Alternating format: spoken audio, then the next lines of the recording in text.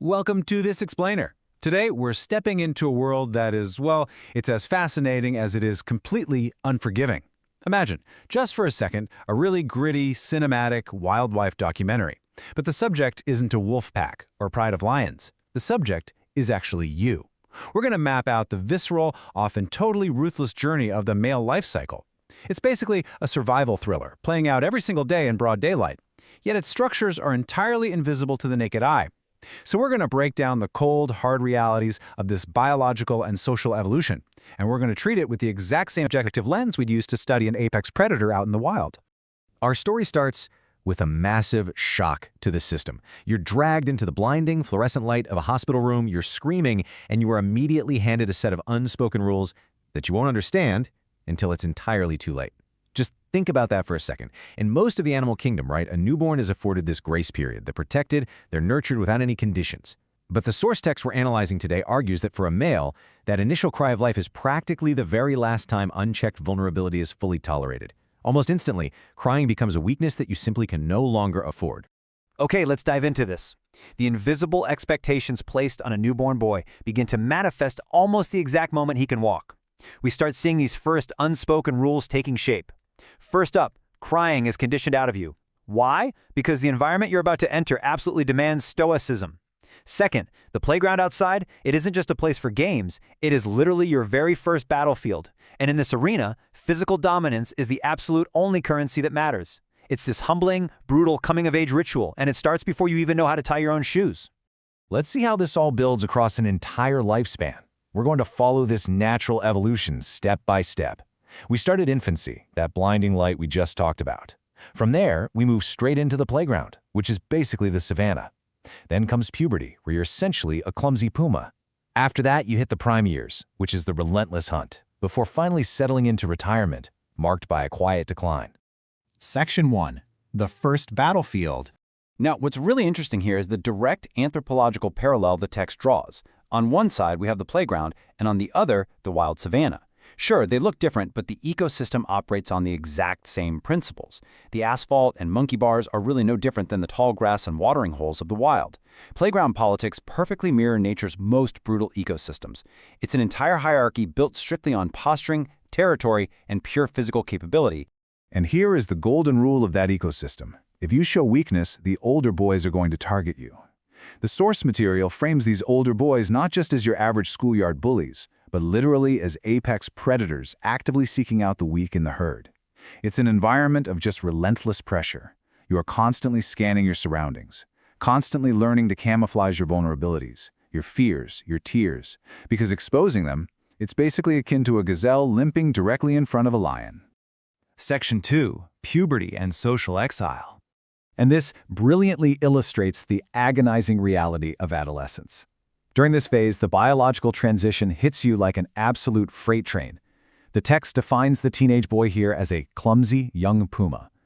Picture a juvenile predator whose body is suddenly growing way too fast for its own coordination.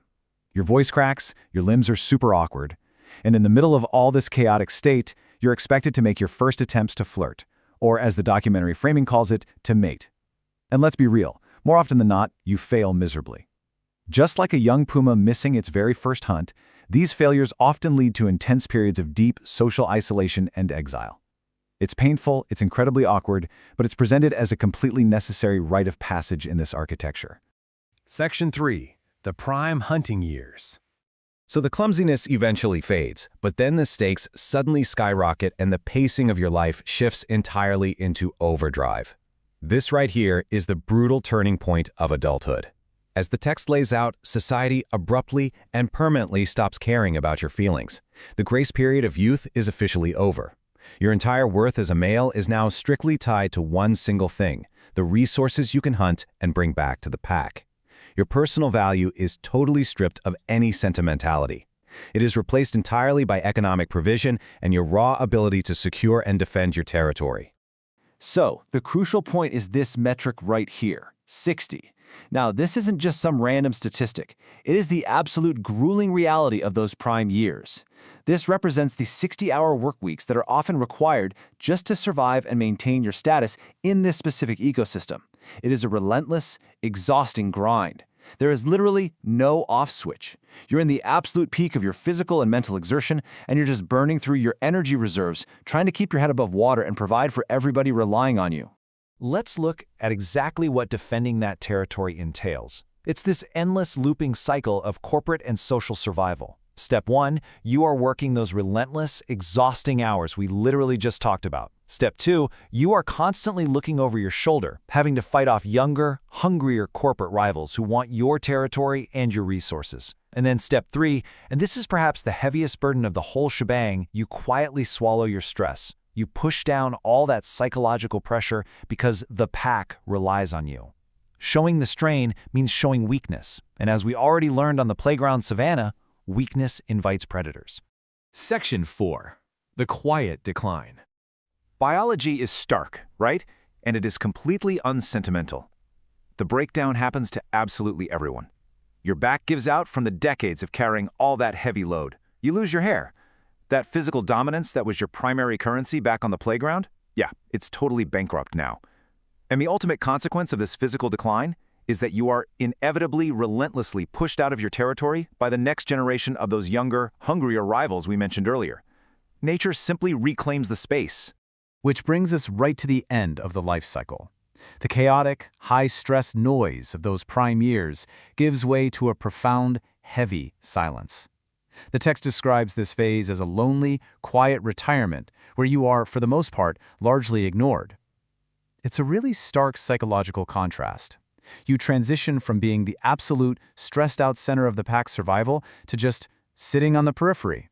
Your relevance fades, the phone stops ringing, and you're left in this quiet isolation, just watching the ecosystem continue to churn right along without you. We've tracked this entire survival story, from the blinding lights of the hospital room all the way to the quiet shadows of retirement. It is a brutal architecture, demanding stoicism, endless labor, and just silent endurance. But before we wrap up this explainer, the source material leaves us with one final super provocative thought. Life as a boy, navigating this concrete savanna, might be really rough. But is there another animal out there in the wild that has it way, way worse? Well, trust me, it gets wilder. You'll absolutely want to explore that exact question with us next time.